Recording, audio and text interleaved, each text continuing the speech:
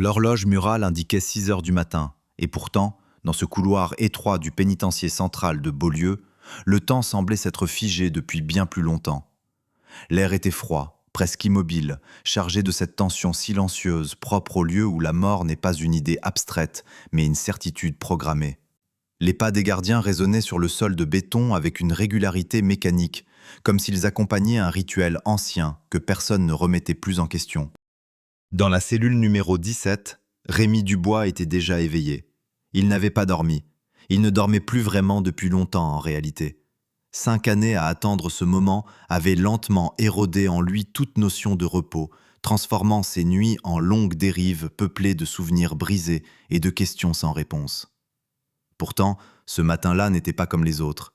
Il y avait quelque chose de différent dans le silence, quelque chose de plus dense, presque palpable, comme si même les murs savaient que tout allait s'arrêter. Quand la porte s'ouvrit dans un grincement sec, Rémi ne sursauta pas. Il se contenta de lever les yeux. 2 gardiens se tenaient dans l'embrasure, l'un jeune, le regard incertain, l'autre plus âgé, durci par des années à accompagner des hommes vers leur fin. « C'est l'heure », dit simplement le plus vieux. Ces mots pourtant si simples tombèrent comme un verdict définitif. Rémi inspira lentement, comme s'il voulait graver dans sa mémoire la sensation de l'air dans ses poumons. Puis il se leva. Ses mouvements étaient lents, mesurés, mais il n'y avait pas de résignation dans ses gestes. Seulement une fatigue immense, et quelque chose d'autre, une flamme ténue qui refusait de s'éteindre. « J'ai une dernière requête, dit-il d'une voix rauque. Le jeune gardien le regarda immédiatement, comme s'il espérait encore que ce genre de demande puisse changer quelque chose. L'autre soupira. Les condamnés n'ont pas de droit. Rémi soutint son regard. Je veux voir ma fille, juste une fois. Soline. Un silence s'installa. Pas un silence vide, mais un de ceux qui obligent à réfléchir, à ressentir. Le jeune gardien détourna légèrement les yeux, troublé. Elle a 8 ans, ajouta Rémi presque dans un souffle. Je ne l'ai pas vue depuis 3 ans. Le plus vieux resta impassible, mais quelque chose passa dans ses yeux, trop fugace pour être nommé. Finalement, sans répondre, il referma la porte. 3 heures plus tard, une camionnette blanche franchissait les grilles du pénitencier.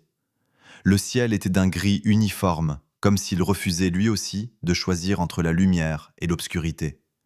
Une assistante sociale descendit du véhicule, tenant la main d'une fillette blonde. Soline Dubois n'était pas comme les autres enfants. Cela se voyait immédiatement. Ce n'était pas seulement dans son silence, ni dans la manière dont elle observait le monde sans ciller. C'était dans son regard. Un regard trop profond, trop lourd pour quelqu'un de son âge. Un regard qui semblait porter le poids de choses qu'aucun enfant ne devrait connaître. Elle traversa les couloirs de la prison sans trembler. Les détenus, habituellement bruyants, se turent à son passage. Certains se reculèrent même légèrement, comme si la présence de cette petite fille révélait quelque chose en eux qu'ils préféraient ignorer.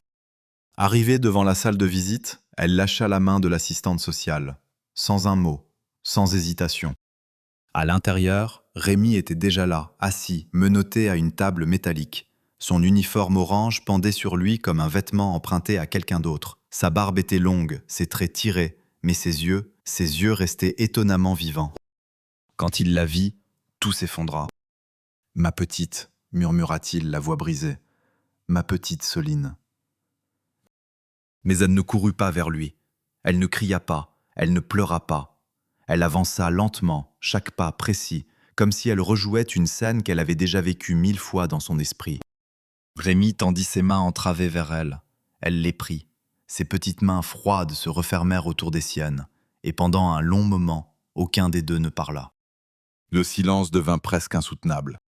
Dans un coin de la pièce, les gardiens observaient. L'assistante sociale consultait son téléphone, inconsciente de l'intensité de l'instant. Le temps, encore une fois, semblait suspendu. Puis Soline bougea légèrement. Elle se rapprocha. Tout près. Trop près pour que quiconque d'autre puisse entendre. Elle se pencha vers l'oreille de son père. Et elle murmura. Personne n'entendit les mots. Mais tout le monde vit ce qu'ils provoquèrent. Le visage de Rémi se vida de toutes couleurs. Ses yeux s'écarquillèrent, comme si la réalité elle-même venait de se fissurer devant lui. Son corps se mit à trembler, d'abord légèrement, puis de manière incontrôlable. « C'est vrai ?» balbutia-t-il. Ce que tu dis, c'est vrai ?» Soline hocha lentement la tête. Alors quelque chose se brisa. Rémi se leva brusquement, la chaise renversée dans un fracas métallique. Les gardiens accoururent immédiatement, mais ils ne cherchaient pas à fuir. Ils criaient. Pas comme un homme désespéré.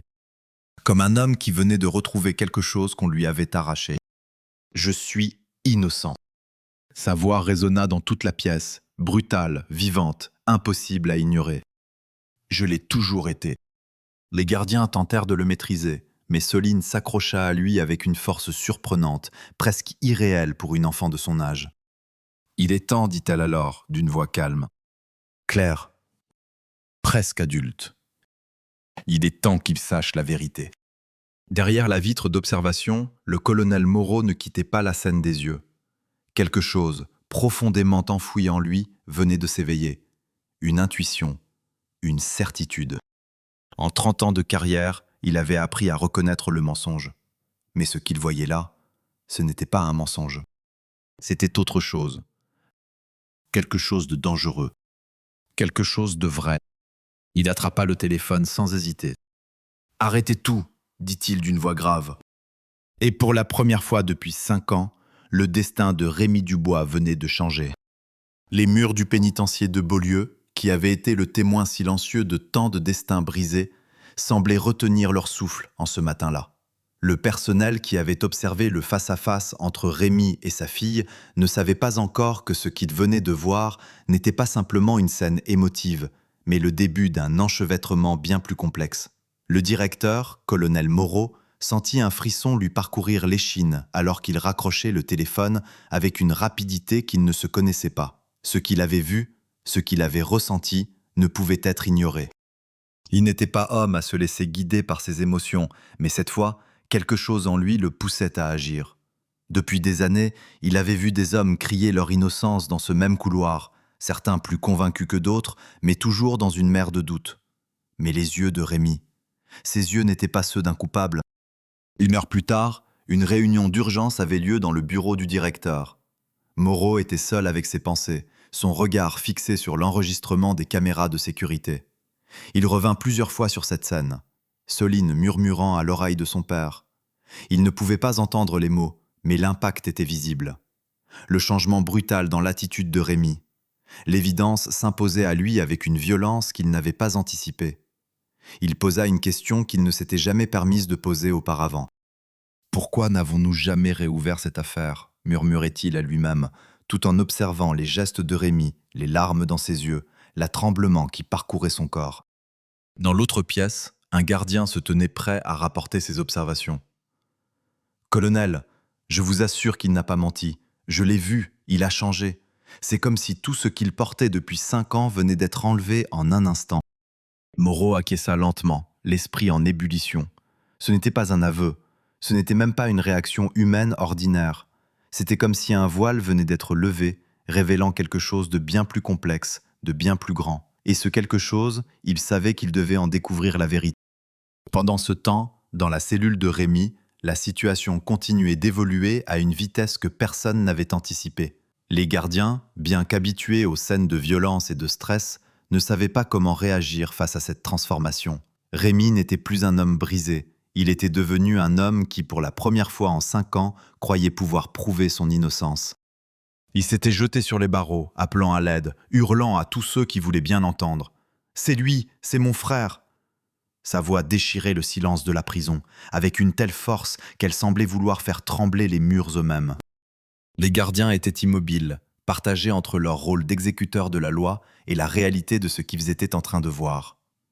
L'un d'eux s'approcha lentement, les mains hésitantes, ne sachant pas s'il devait intervenir ou simplement écouter. Soline, quant à elle, restait figée à son côté, son visage comme sculpté dans la roche. Elle ne pleurait pas, elle ne disait rien.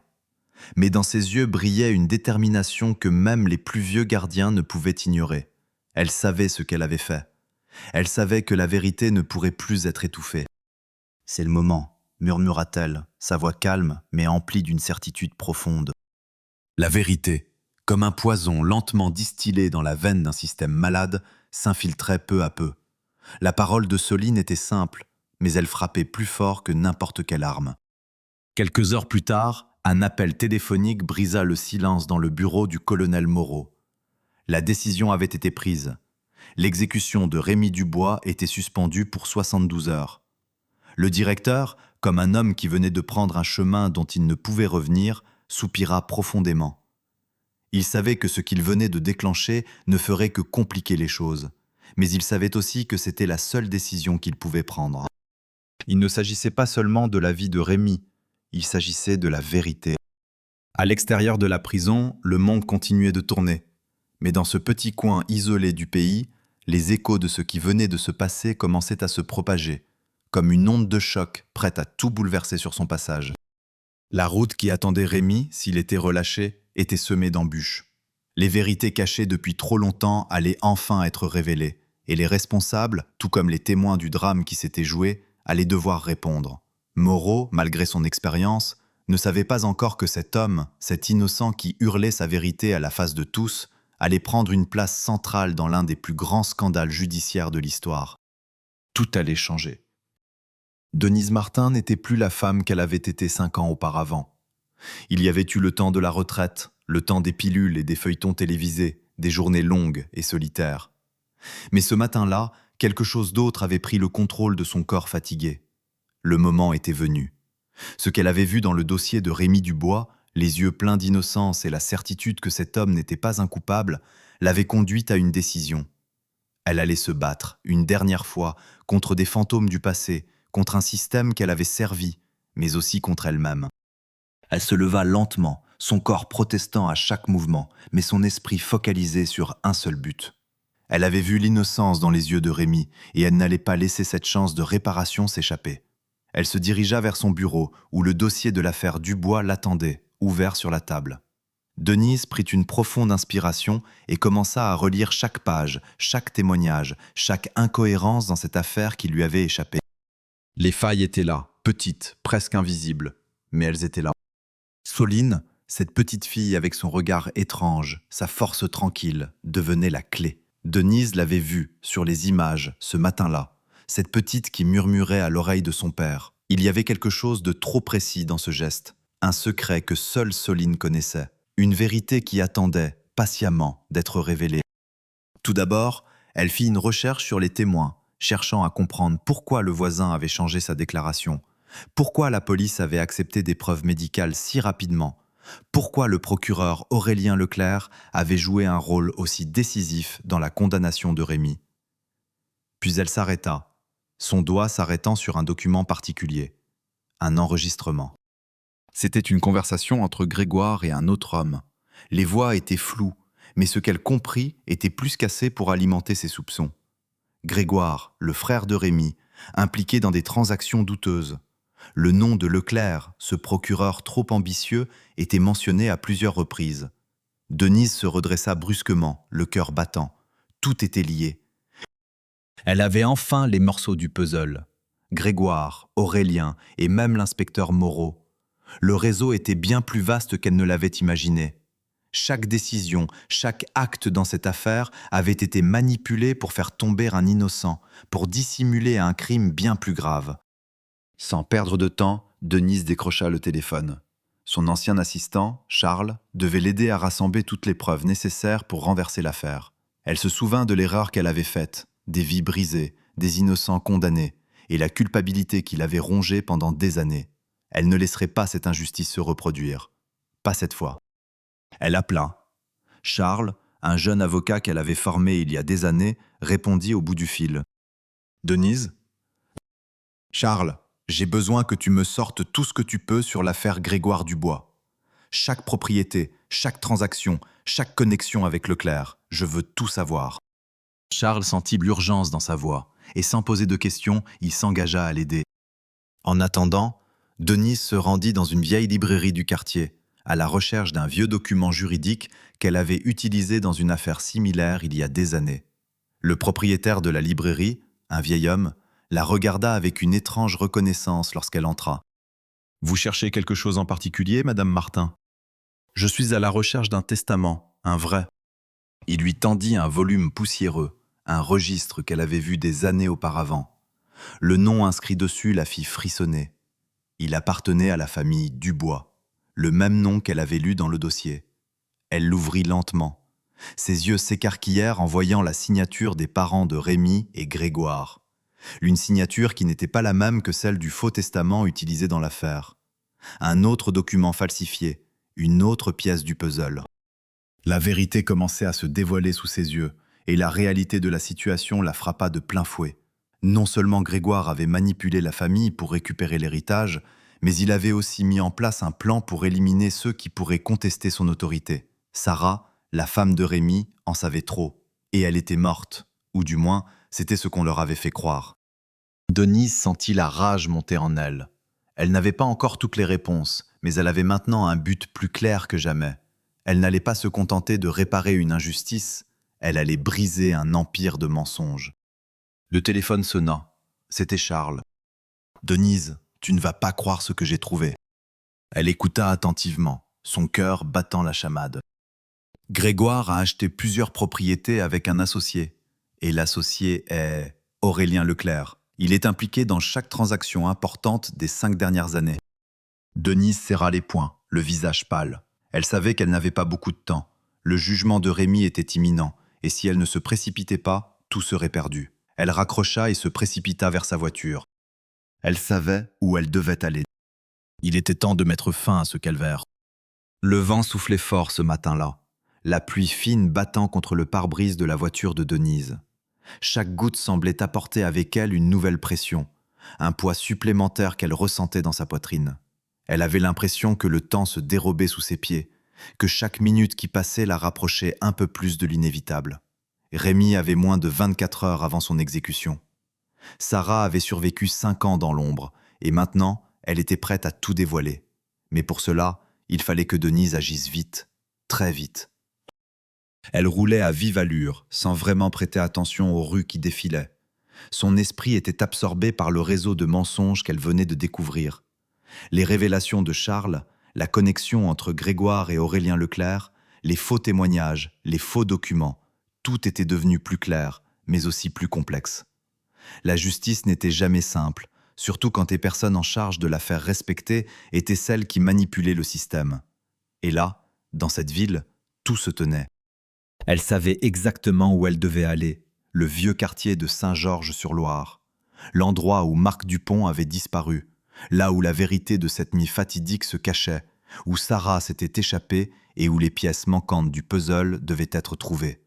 Denise prit une grande inspiration alors que la silhouette familière de la vieille maison de Consuelo Dupont apparut au loin. L'entrée du petit village était silencieuse, presque trop calme. Denise gara sa voiture près de la maison de Marc. La vieille femme, Consuelo, l'attendait déjà, debout sur le seuil, son regard plein de préoccupation. Son visage marqué par les années de travail et la douleur semblait s'être encore alourdi ces derniers jours. « Vous avez trouvé quelque chose ?» demanda Consuelo, sa voix tremblant légèrement. Denise lui adressa un regard décidé. « Oui, il est vivant, Consuelo. Marc est vivant. » Les yeux de la vieille femme se remplirent de larmes en entendant ces mots. Cela faisait 5 ans qu'elle vivait dans l'espoir incertain que son fils ne l'avait pas abandonnée. Mais cette lueur d'espoir avait été éteinte par la disparition de Marc, et son instinct lui disait qu'il n'avait pas disparu de son propre chef. « Il est là, n'est-ce pas ?» demanda Consuelo, l'air plus calme maintenant.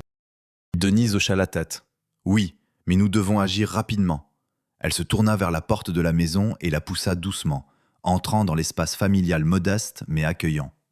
Marc était là, assis dans un coin, à moitié caché dans l'ombre de la pièce.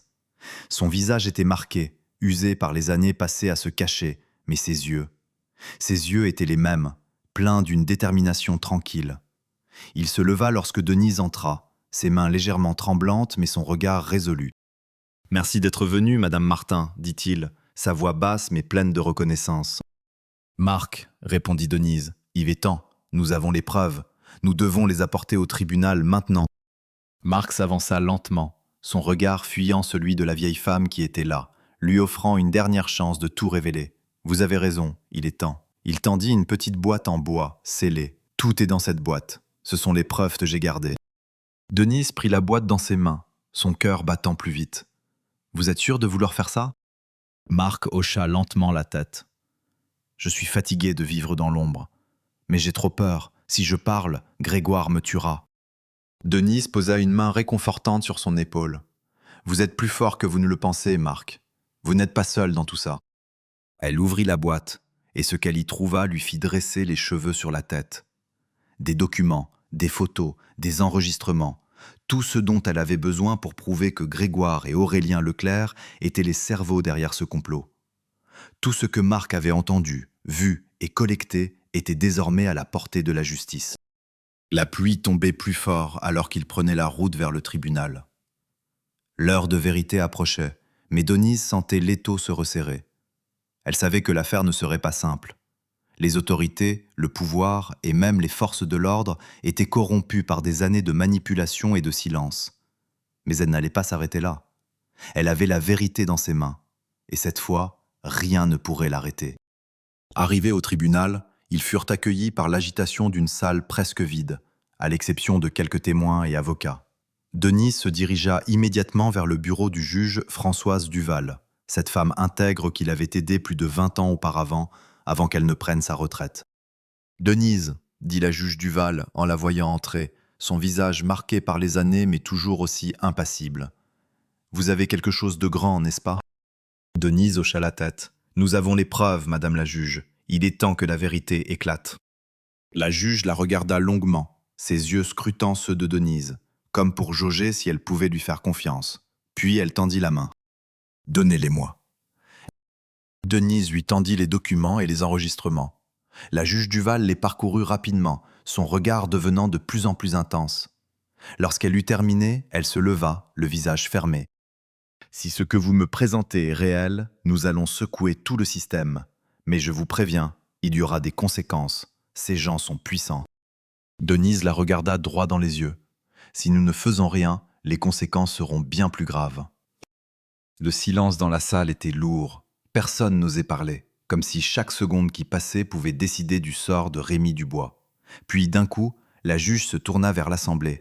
« Préparez-vous, cette affaire ne sera plus jamais la même. » La salle du tribunal était silencieuse, à peine perturbée par le bruit des stylos sur les papiers et les murmures étouffés des avocats qui se tenaient dans leurs coins respectifs. Le temps semblait suspendu, comme si tout le monde attendait que quelque chose de monumental se produise. Et quelque part, au fond de la salle, Denise sentait cette tension monter en elle, grandir à chaque minute qui passait.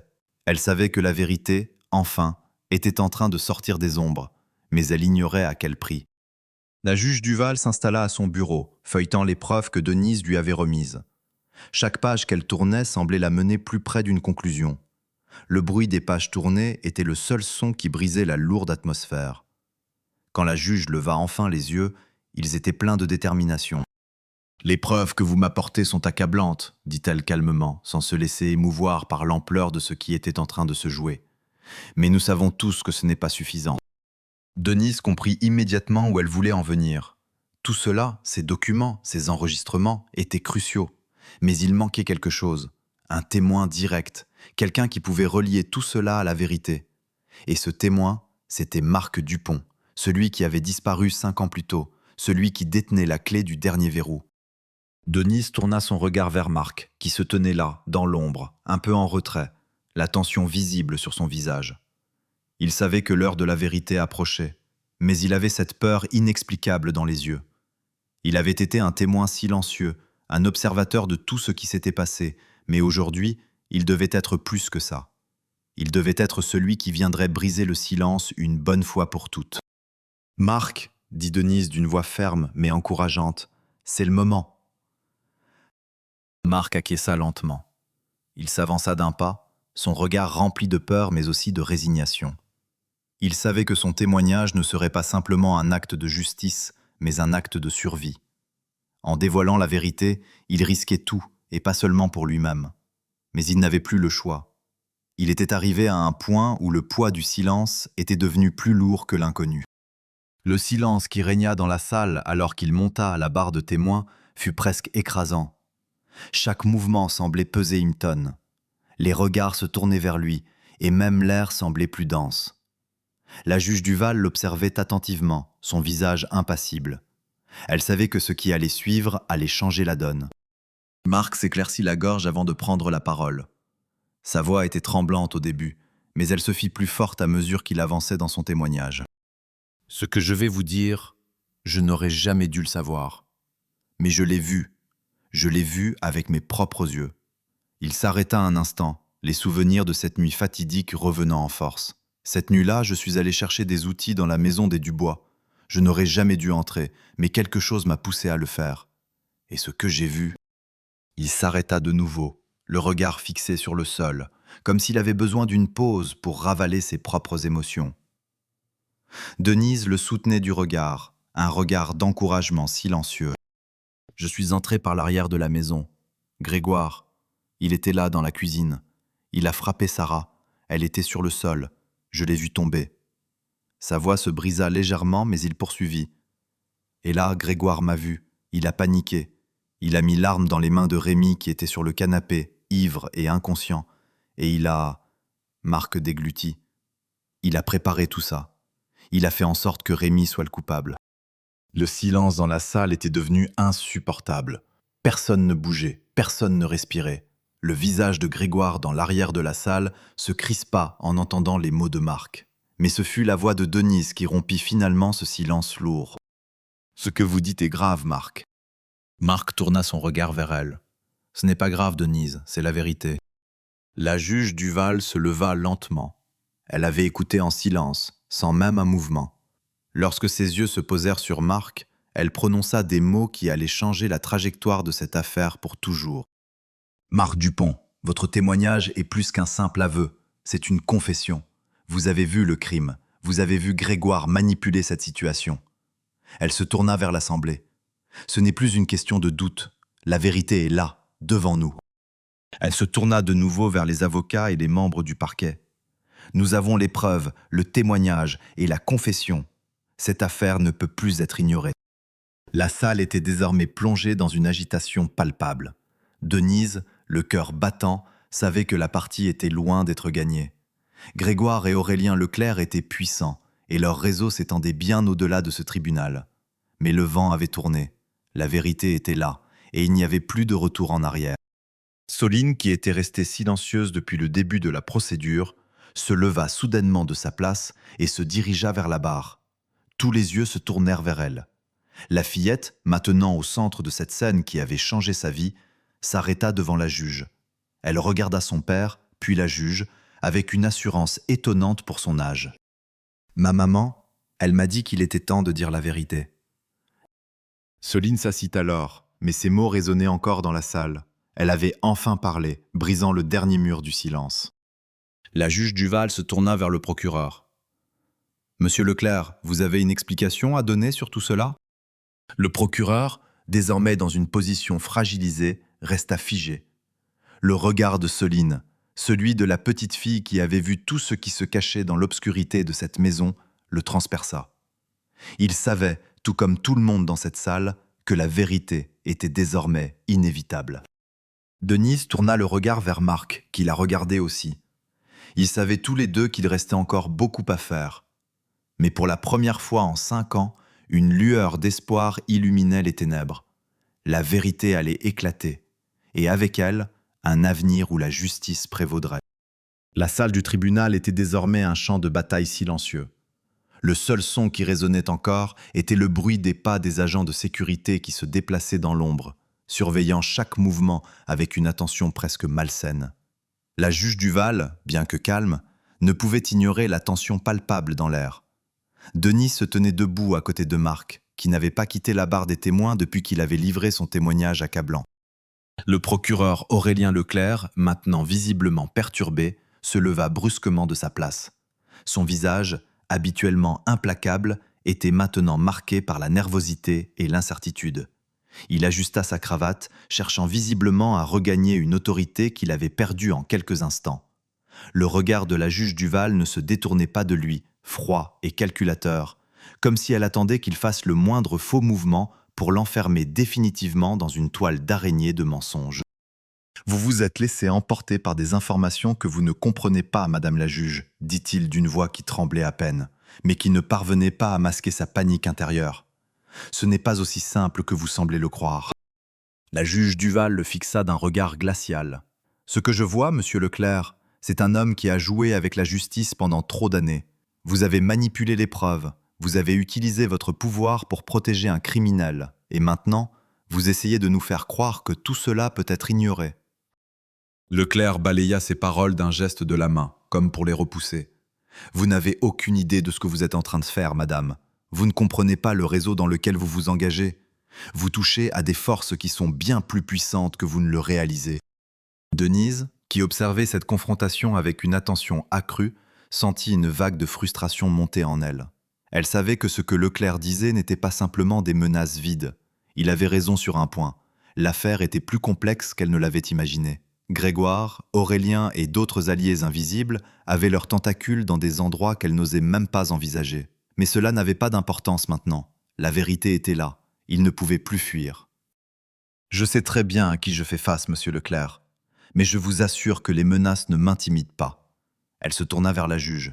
« Il a fait tout ça pour une simple raison, protéger son associé, Grégoire Dubois. » La juge Duval acquiesça lentement, mais ses yeux restaient perçants, observant chaque mouvement des accusés. « Vous avez tout orchestré, n'est-ce pas ?» demanda-t-elle directement à Leclerc. « Vous avez falsifié des preuves, menti sous serment et condamné un homme innocent pour couvrir un héritage, pour de l'argent. » Leclerc sembla se raidir à ces mots. Il se détourna et se tourna vers ses avocats, cherchant leur soutien, mais aucun d'eux n'osa croiser son regard. La vérité était là, indéniable, et il n'avait plus d'échappatoire. Soline, qui jusque-là était restée silencieuse, se leva soudainement, attirant l'attention de tous. Elle se tenait droite, ses petits poings serrés contre son corps, et ses yeux brillaient d'une détermination rare. « Je sais ce que vous avez fait, monsieur Leclerc, » dit-elle d'une voix claire, forte. « Vous avez menti. Vous avez tué ma maman. » Un murmure parcourut la salle. Leclerc tourna la tête vers elle, et pour la première fois, il y eut une lueur de doute dans ses yeux. La fillette, qui semblait si fragile, avait brisé l'illusion du pouvoir qu'il avait cru maîtriser. « Soline, tu as vu? Tu sais ce qu'il a fait, toi aussi, n'est-ce pas ?» demanda Denise, son cœur battant dans sa poitrine. Soline hocha la tête lentement. Elle s'avança un peu plus près de la barre, se tenant fermement devant les juges. « Maman m'a dit de ne jamais avoir peur. Elle m'a dit qu'un jour, la vérité sortirait, que papa serait libre et que tout serait bien. » Il y eut un silence lourd. Leclerc maintenant n'avait plus de défense. La jeune fille, avec sa pureté et sa force, venait de renverser les dernières pierres du mur qu'il avait construit autour de son mensonge. Denise se tourna vers la juge Duval, dont le visage était une expression de calme intérieur et de certitude. « Madame la juge, vous avez vu les preuves. Vous avez entendu le témoignage de Marc. Vous avez écouté Soline. Tout cela montre que Rémi Dubois est innocent et que Grégoire Dubois et Aurélien Leclerc sont responsables de la manipulation de cette affaire. » La juge Duval, après un long moment de silence, se leva à son tour. Ses yeux rencontrèrent ceux de Leclerc, et pour la première fois, il se sentit vulnérable. Il n'y avait plus de retour en arrière. « Je vais demander une suspension immédiate de l'exécution de Rémi Dubois, » annonça-t-elle. « L'affaire sera rouverte sur le champ et toute la vérité sera portée au grand jour. Nous enquêterons sur chaque aspect de cette manipulation. » Les mots résonnèrent dans la salle comme une cloche de rédemption. Les chaînes étaient brisées. La justice, enfin, allait se faire. Le procureur Leclerc se laissa tomber sur sa chaise, abattu. Il savait que son avenir était désormais entre les mains de la juge Duval et de l'enquête qui allait suivre. Ses mensonges, son pouvoir, tout allait s'effondrer. Les gardiens qui se tenaient dans les coulisses observaient sans rien dire, mais dans leurs yeux, il était facile de lire un certain soulagement. Le colonel Moreau, toujours derrière le verre d'observation, avait vu ce moment arriver depuis le début. L'innocence de Rémi Dubois, mise à l'épreuve pendant 5 longues années, avait enfin été reconnue. Denise se tourna vers Marc, puis vers Soline, et un sentiment de paix commença à l'envahir. La bataille n'était pas encore terminée, mais elle savait que la vérité, bien que dure et cruelle, avait maintenant son jour.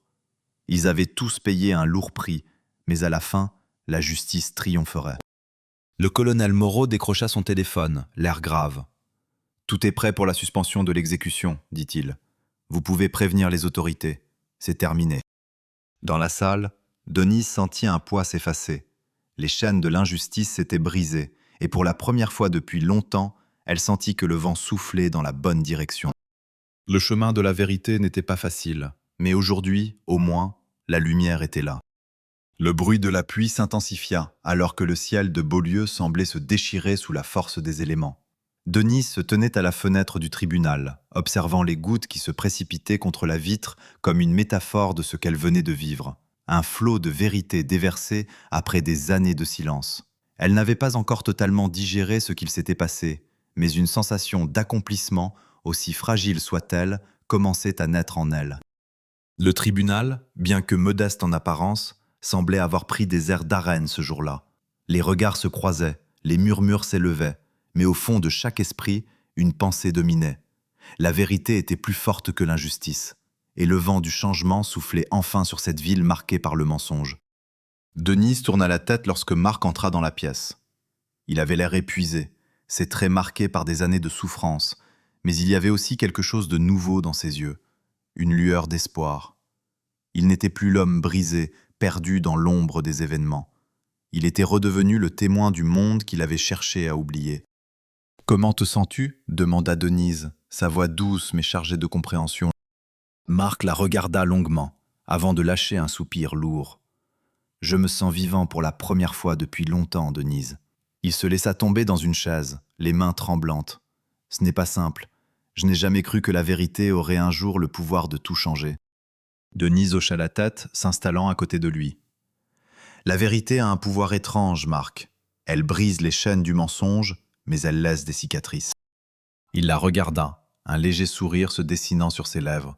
« Des cicatrices, oui, mais des cicatrices qui, peut-être, nous aideront à aller de l'avant. » Pendant qu'il parlait, Soline restait dans un coin de la pièce, observant les adultes avec une sérénité inhabituelle pour une enfant de son âge. Elle avait été témoin de l'injustice, de la douleur, mais aujourd'hui, elle était la clé qui avait permis à tout de s'effondrer. Son silence n'était pas celui d'un enfant effrayé, mais celui d'une âme mature qui savait exactement ce qu'elle avait accompli. Soline leva les yeux vers Denise, ses petits yeux d'une clarté presque perçante. « Maman m'a dit qu'il fallait toujours dire la vérité, même quand c'est difficile. » Elle s'approcha, ses pas légers résonnant dans la pièce vide. Elle m'a dit que tout serait mieux après. Denise sourit, un sourire plein de tendresse, mais aussi un peu triste. « Tu as bien fait, Soline. Tu as aidé à apporter la lumière là où il n'y avait que ténèbres. » Mais la jeune fille ne souriait pas.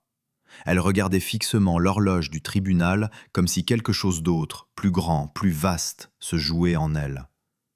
Il y avait dans ses yeux un mélange de sagesse et de mélancolie. Elle n'était plus l'enfant qu'elle avait été, celle qui cherchait des réponses. Elle était devenue celle qui apportait les réponses. « Ce n'est pas fini, n'est-ce pas ?» demanda-t-elle, sa voix calme mais emportée par une gravité qui prenait Denise au dépourvu. Denise sentit un frisson. Elle avait l'impression que d'une manière ou d'une autre, Soline comprenait les choses plus clairement que tous les adultes présents. Comme si le fardeau qu'il portait depuis des années avait trouvé un écho dans son jeune cœur, un écho qu'elle seule pouvait entendre. « Non, ce n'est pas fini. Mais nous avons fait un grand pas aujourd'hui. Le reste suivra. » Denise se leva et se tourna vers Marc. Le combat n'est pas terminé, mais la vérité a pris racine. Et c'est tout ce qui compte maintenant. Marc a...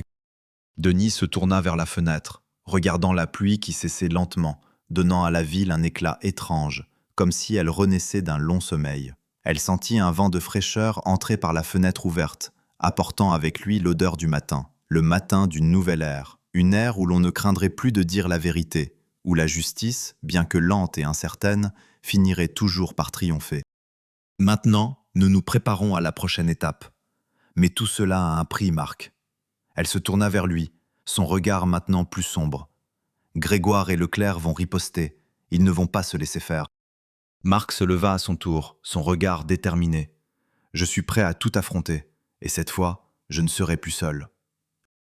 La porte du tribunal s'ouvrit alors brusquement. Un agent de sécurité entra, son visage tendu. « Madame Martin, Monsieur Dupont, vous devez venir immédiatement. Le procureur Leclerc demande à être entendu en urgence. » Le cœur de Denise se serra.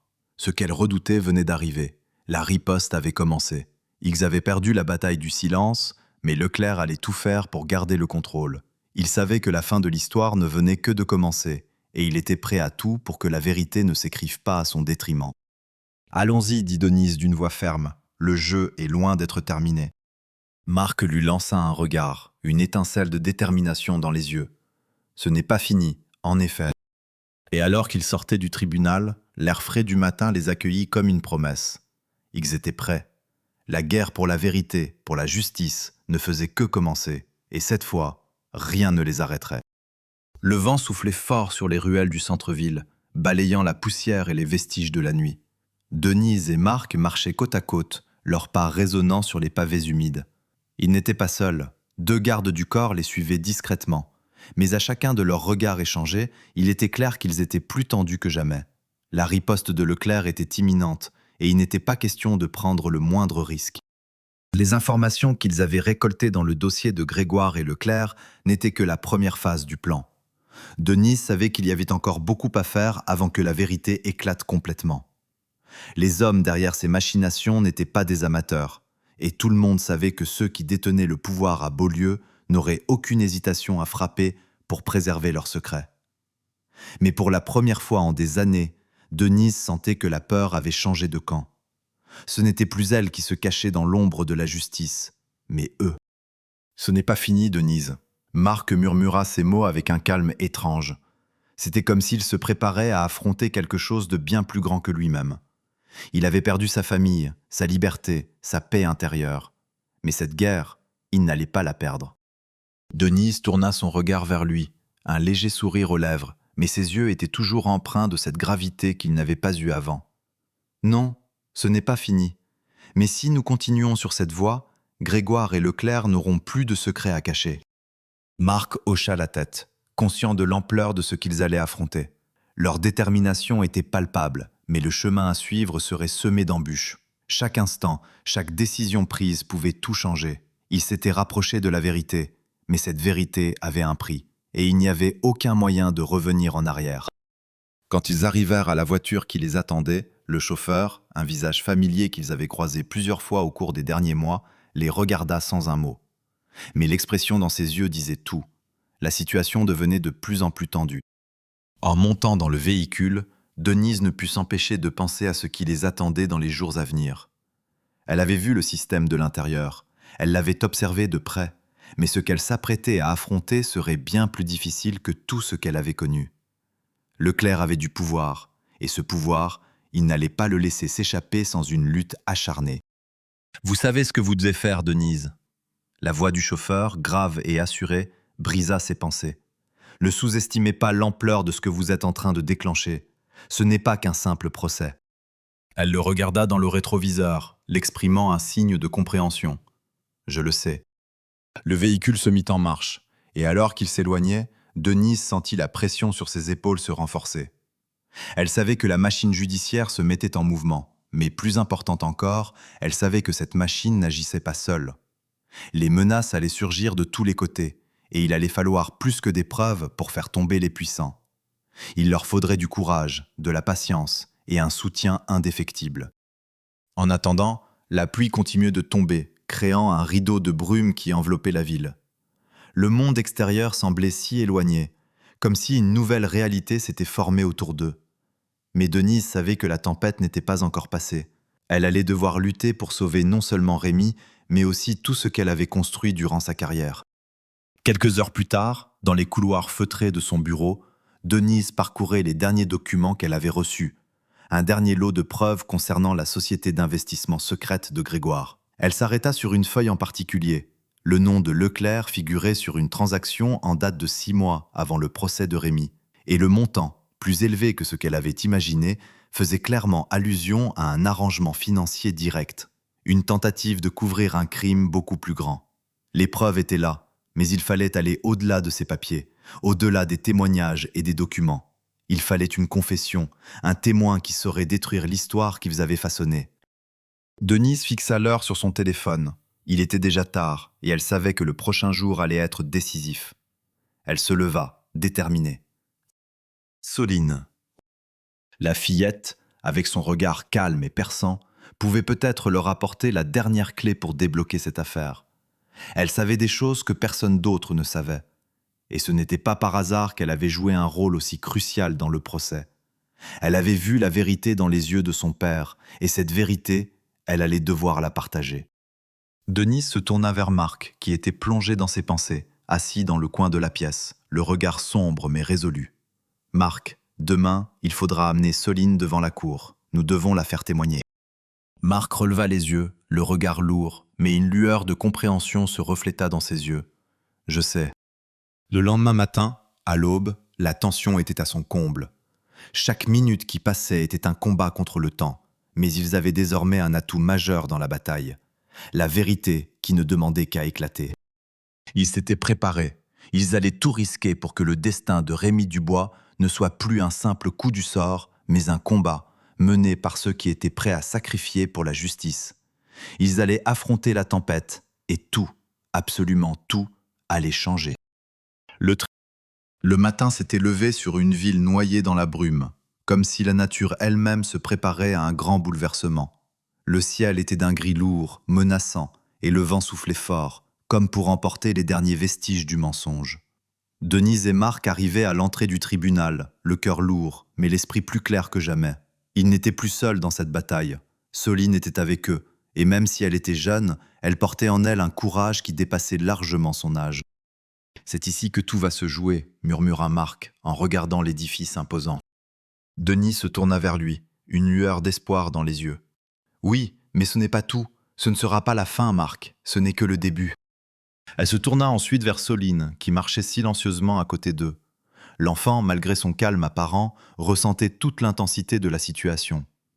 Denise posa une main réconfortante sur son épaule. « Soline, tu es prête ?» La fillette hocha lentement la tête, son regard brillant d'une détermination tranquille. « Oui, maman m'a dit qu'on allait gagner. Elle a toujours raison. » Leurs pas résonnaient dans le hall du tribunal, chacun d'eux absorbé par la gravité de ce qui allait se passer. La salle d'audience était déjà bondée, une atmosphère lourde de tension flottant dans l'air. Les avocats, les journalistes, les témoins et même des curieux étaient présents, prêts à observer l'affrontement final. Lorsqu'ils prirent place dans la salle, tous les regards se tournèrent vers Soline. À peine âgée de 8 ans, elle était l'épicentre de l'attention, et c'était elle qui allait décider du destin de son père et de ceux qui avaient manipulé la vérité pendant trop de temps. La juge Duval la regarda d'un air bienveillant, mais ses yeux révélaient aussi l'ampleur de la responsabilité qui pesait sur les épaules de l'enfant. « Mademoiselle Dubois, dit la juge, sa voix douce mais ferme, nous sommes ici pour entendre votre version des événements. Vous pouvez nous dire ce que vous savez ?» Soline, qui n'avait pas quitté son regard calme, se leva sans hésitation et marcha jusqu'à la barre des témoins, ses petites mains serrées autour du pupitre. Les murmures dans la salle s'éteignirent immédiatement. Denise sentit son cœur se serrer en voyant la fillette prendre la parole pour la première fois. « Je veux que tout le monde sache ce que j'ai vu. Ce n'était pas papa. » Soline fit une pause, les yeux clairs comme de l'eau. C'était l'oncle Grégoire. Un frisson parcourut la salle. Les yeux de Grégoire s'écarquillèrent alors qu'il écoutait, son visage se fermant instantanément. Il savait que son empire de mensonges s'effondrait. « Grégoire a tué maman. » La voix de Soline était ferme, sans trembler. Il a fait croire à tout le monde que c'était papa, mais ce n'était pas lui. Elle s'arrêta un instant, comme pour s'assurer que chaque mot était entendu, puis continua. Il a mis la bouteille de vin dans les mains de papa pour que tout le monde croie qu'il était ivre. Et après, il l'a laissé là, avec maman, pour que papa prenne la faute. L'impact de ces mots fit l'effet d'une bombe. Une onde de choc se propagea dans la salle. Grégoire se leva brusquement, l'air furieux, mais les gardes, alertés, l'immobilisèrent immédiatement. Le visage de Leclerc, qui n'avait cessé de regarder avec une calme arrogance jusque-là, se crispa. Il savait que les murs du mensonge qu'il avait bâtis se fissuraient irrémédiablement. La juge Duval attendit un instant, observant chaque réaction dans la salle.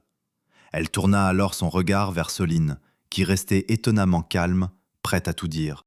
« Mademoiselle Dubois, dit-elle doucement, pouvez-vous nous dire comment vous avez su tout cela ?» Soline baissa la tête un instant, comme si elle puisait dans ses souvenirs. Puis elle releva la tête, fixant la juge dans les yeux. « Je l'ai vue. » Sa voix était ferme, remplie d'une confiance étrange pour une enfant de son âge. J'étais caché sous le canapé. J'ai vu tout ce qui s'est passé. Denise sentit une vague d'émotion la submerger en écoutant sa fille. Elle avait été témoin de tant de souffrances, mais aujourd'hui, Elle voyait sa petite fille devenir le témoin clé de la justice. Un témoignage qui non seulement changerait le cours de l'affaire, mais aussi leur vie à tous. L'avocat de Grégoire tenta de faire obstruction, mais la juge le coupa sèchement. « Vous ne pouvez pas nier les faits, monsieur. Ce que mademoiselle Dubois vient de témoigner est bien plus que des mots. » À ce moment-là, un silence pesant envahit la salle. L'ampleur de ce qui venait d'être dit faisait écho à travers chaque recoin. Tout à coup, ce qui avait été une simple procédure judiciaire se transformait en un véritable combat pour la vérité. La salle d'audience se vida lentement après que la juge eut suspendu l'audience pour une pause. Mais l'air était déjà saturé de la certitude que la vérité allait enfin prendre le dessus. Soline, après son témoignage, rejoignit sa mère, la petite main de l'enfant se glissant dans celle de Denise. Les deux femmes, main dans la main, savaient que la victoire était à portée de main.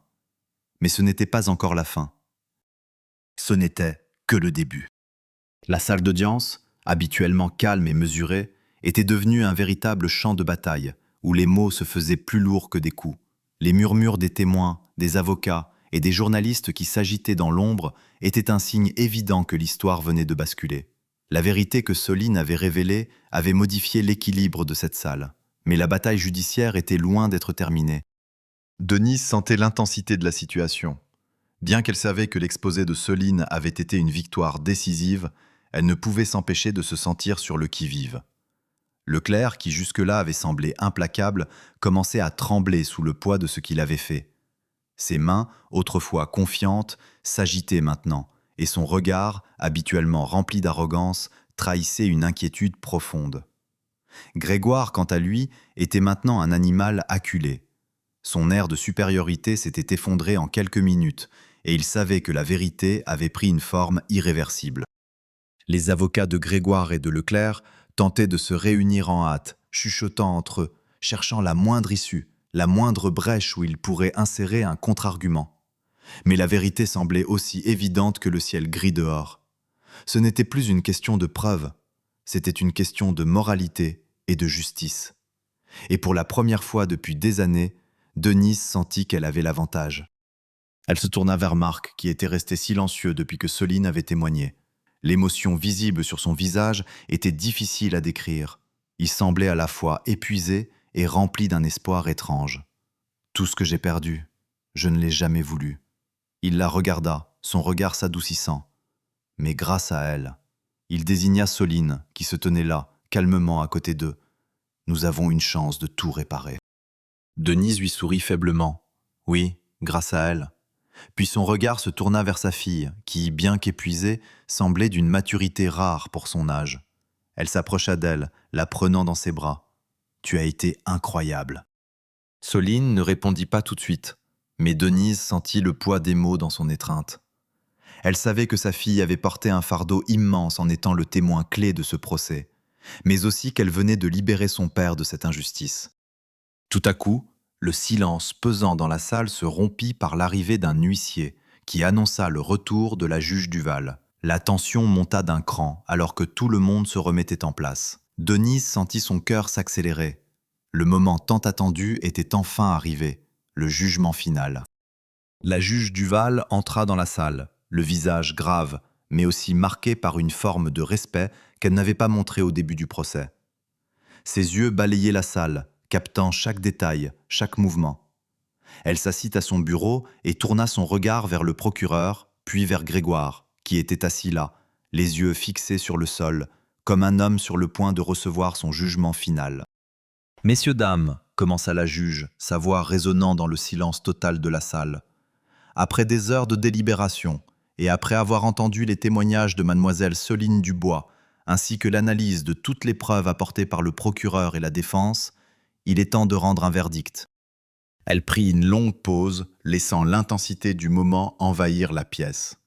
Leclerc et Grégoire étaient désormais figés, attendant une sentence qu'ils savaient inévitable.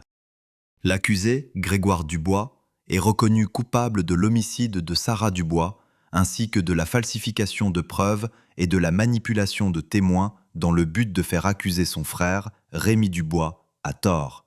L'accusé, Aurélien Leclerc, procureur de la République, est également reconnu coupable de complicité dans ces crimes, ainsi que d'abus de pouvoir, d'entrave à la justice et de falsification de documents. La juge Duval marqua une nouvelle pause. Les mots résonnèrent dans l'âme de tous les présents, comme une cloche annonçant la fin de l'ère de l'injustice. Les regards étaient maintenant rivés sur les deux accusés, dont les visages se durcirent sous le poids de la condamnation. Vous serez donc tous deux condamnés à des peines de prison, et tous vos biens seront saisis pour être redistribués aux victimes et à leurs proches. Il y eut un silence total. Les réactions des accusés furent diverses. Grégoire, livide, se leva soudainement, criant son innocence, mais ses cris étaient ceux d'un homme que tout le monde savait être coupable. Leclerc, quant à lui, s'effondra dans son fauteuil, le regard perdu, incapable de faire face à la vérité. Denise et Marc se regardèrent, un sourire fatigué mais sincère sur leur visage. Ils savaient que, bien que la victoire fût immense, elle n'était que le début d'un long processus de guérison. Mais aujourd'hui, la justice avait été rendue. Soline, toujours silencieuse, se tourna vers sa mère, ses yeux emplis de fierté et de soulagement. « On a gagné, maman. » Denise la prit dans ses bras une fois de plus, remerciant silencieusement les cieux pour ce moment de clarté dans un monde souvent si sombre. Ce jour-là, la vérité avait triomphé, et rien ni personne ne pourrait jamais effacer ce que Soline avait fait. Elle avait non seulement sauvé son père, mais aussi permis de restaurer l'équilibre entre le bien et le mal. La salle commença à se vider, les gens quittant lentement l'enceinte du tribunal. Mais Denise et Marc restèrent là, ensemble, avec Soline. Pour eux, le chemin de la guérison venait juste de commencer. Mais au moins, désormais, ils avaient retrouvé l'essentiel, la paix. Les semaines qui suivirent le verdict furent aussi lourdes que le jour du jugement. Mais elles apportèrent aussi une forme de libération que Denise n'avait jamais cru possible. Grégoire et Leclerc, bien que réagissant différemment face à la sentence, étaient tous deux condamnés à purger de longues peines de prison. Les preuves accumulées, les témoignages de Soline et de Marc, avaient suffi à faire tomber leur empire de mensonges. Cependant, cette victoire ne venait pas sans un prix. Les médias, qui avaient suivi de près l'affaire, commencèrent à se régaler des détails sordides du procès, diffusant sans relâche des images de Grégoire, bouillant de rage dans le box des accusés, et d'Aurélien Leclerc, abattu, presque brisé, face à son inévitable chute. Mais au-delà des caméras et des gros titres, c'était le silence dans la maison des Dubois qui pesait sur Denise. Elle s'était installée dans un petit appartement avec Soline et Marc. Un espace plus petit, plus intime, mais suffisamment grand pour qu'ils puissent enfin reconstruire leur vie loin des regards des autres. Les murs étaient tapissés de photos anciennes, des souvenirs d'un temps révolu. C'était ici que Denise espérait que Soline puisse enfin se reconstruire, loin des traumas qui l'avaient marquée. Mais la route de la guérison était semée d'embûches. Soline, bien qu'elle soit l'héroïne de l'histoire, luttait encore en silence avec ses émotions. Denise savait qu'elle ne pouvait pas effacer ce qu'elle avait vécu. Ce n'était pas seulement la perte de sa mère, mais aussi le poids de la vérité qu'elle avait dû porter. Ce poids, il ne disparaîtrait pas facilement. Un soir, alors qu'ils étaient tous trois réunis autour de la table à manger, Soline se tourna vers Denise. « Maman, est-ce que tu penses qu'on pourra un jour oublier tout ça ?» Denise posa sa fourchette et prit un instant pour réfléchir. Elle avait vécu cette histoire non seulement comme une avocate, mais aussi comme une mère, et chaque moment de la lutte pour la vérité avait résonné en elle, parfois avec une douleur aiguë. Mais aujourd'hui, quelque part dans cette douleur, elle sentait que le plus important avait été fait. « Non, ma chérie, répondit-elle doucement. Je ne pense pas qu'on puisse jamais oublier. Mais on peut apprendre à vivre avec, à en tirer la force de reconstruire ce que nous avons perdu. » Marc, qui était assis à la table, baissa les yeux.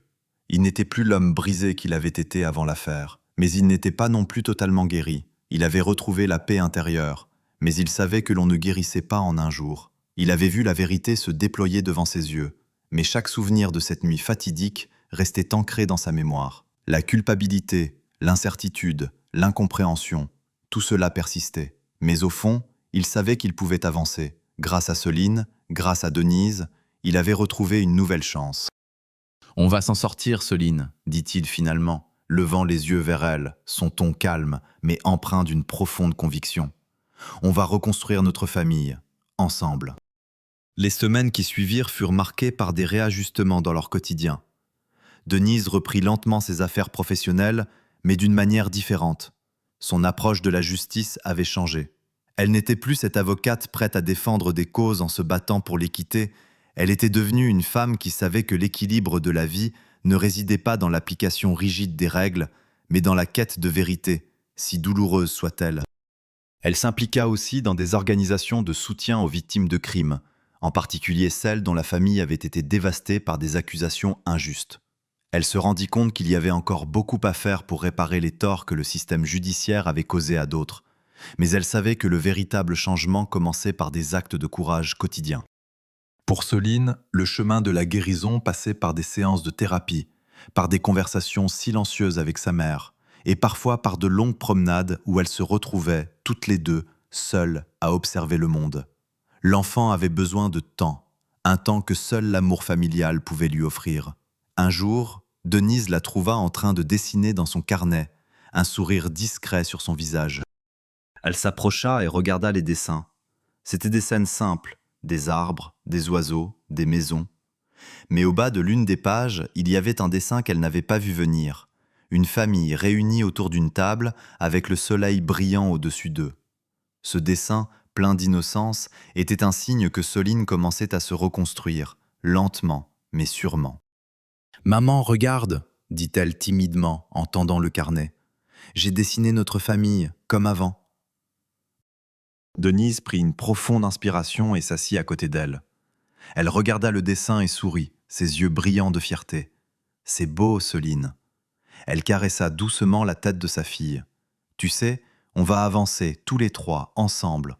Et peu importe ce qui s'est passé, l'amour qu'on a l'un pour l'autre est plus fort que tout. » Marc les rejoignit alors, et tous trois se retrouvèrent autour de la table, comme dans ce dessin. Il n'y avait plus de secret entre eux. La vérité avait triomphé, mais plus important encore, ils étaient désormais réunis, et cela, plus que tout, était la victoire qu'ils méritaient. Le passé était derrière eux, et l'avenir, bien que toujours incertain, était une promesse de rédemption, de guérison et, surtout, d'amour.